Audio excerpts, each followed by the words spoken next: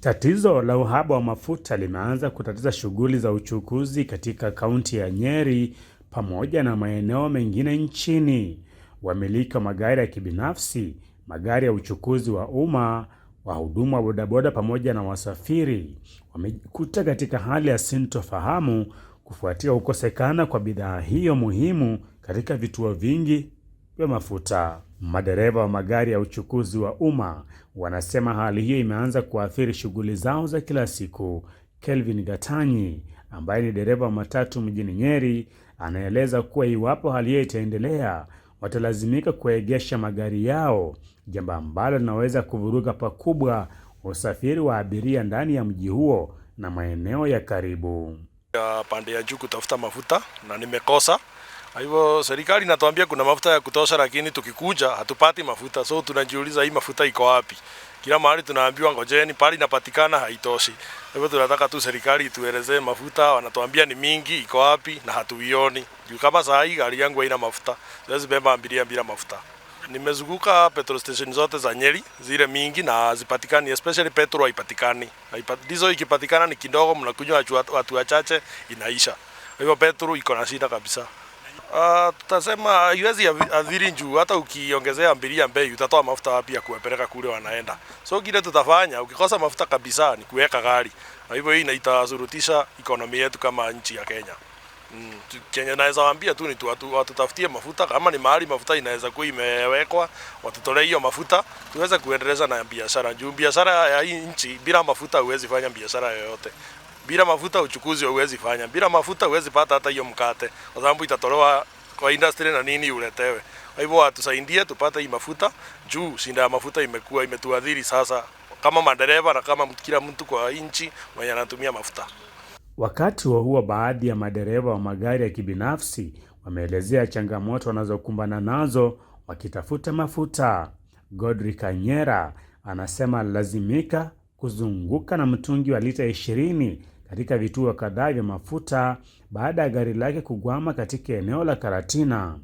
Hata hivyo, juhudi zake hazikuzaa matunda baada ya kukosa mafuta katika vituo vyote alivyotembelea mjini Nyeri. Gari yangu hapa imesha mafuta hapa Nyeri. Ilikuwa ikuja nipike Karatina. Sasa nikakuwa nikimbia mbio nikuje, nikaambiwa na mtu wa gari mafuta iko Nyeri, nisumbuke Karatina. Sasa nimekimbia mbio nikuja hapa. Ngoja pia Nyeri nasikia mafuta hakuna. Gari yangu iko hapa Nyeri hapa ndio imekwama. Na nilikuwa natoka Nairobi. Sasa ilikuwa ikuja nipike Karatina nikielekea huko Kabaru. Sasa nikaweza kufa magari, nikaweza kutafuta Karatina, nikaambiwa na gari usumbuke hapa Karatina kutoa mafuta. Nyeri mafuta iko mingi. Sasa nimekuja nifika Nyeri nasikia mafuta hakuna. Sasa sijui nifanye namna gani. Sasa enyewe ni changamoto kwa serikali, na kama serikali watu fikirie njia ya kufikia kuhusu wananchi na kufikia kuhusu uchumi. Kwa sababu mafuta inachangia uchumi kubwa sana katika nchi. Mafuta iko na shida, au mingi nchi inaharibika. Kama sasa mingi imeharibika sana kwa sababu ya hiyo mambo ya mafuta. Ni kama backbone katika uchumi wa nchi. Sekta ya bodaboda pia imeathirika na hali hiyo.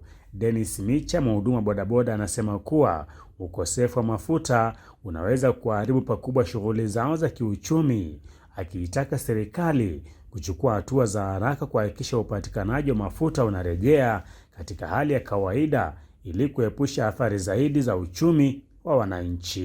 Nilikuwa nakuja kupata mafuta juu naona yangu imeanza kubling. Kufika hapa naambiwa hakuna mafuta na so inakuwa ngumu sana. Sasa nafanyanga kazi na pikipiki, so itabidi tena nianze kupack na kuanza miguu tena kuenda kazi. Na ni tiring sana. Wajaribu juu chini ili tupate mafuta bwana. Hiyo najua kitu mbaya ni kudanganya wa Kenya. Though we relax and then kufika kwa mafuta tena hakuna mafuta, inatufanya tukue panic sana. Wakati huo baadhi ya wasafiri waliokosa huduma zao za uchukuzi wameelezea wasiwasi, wakihofia kwamba huenda baadhi ya wafanyabiashara wanaficha mafuta ili kuyauza baadaye kwa bei ya juu. Shangaa sana manake tulikuwa tumearifiwa kwamba fuel ipo ya kutosha, na hivi sasa unaona magari mengi sana yamekwama, na ni ile tu changamoto kwa wasafiri ambao wanatumia magari, na polepole za itaanza pia kuaffect wale ambao wanatumia magari ya umma. Wito wangu kwa serikali ni kwamba waweze kusuluhisha hili jambo haraka haraka, manake tunaangalia sasa crisis kuanzia sasa kusonga mbele.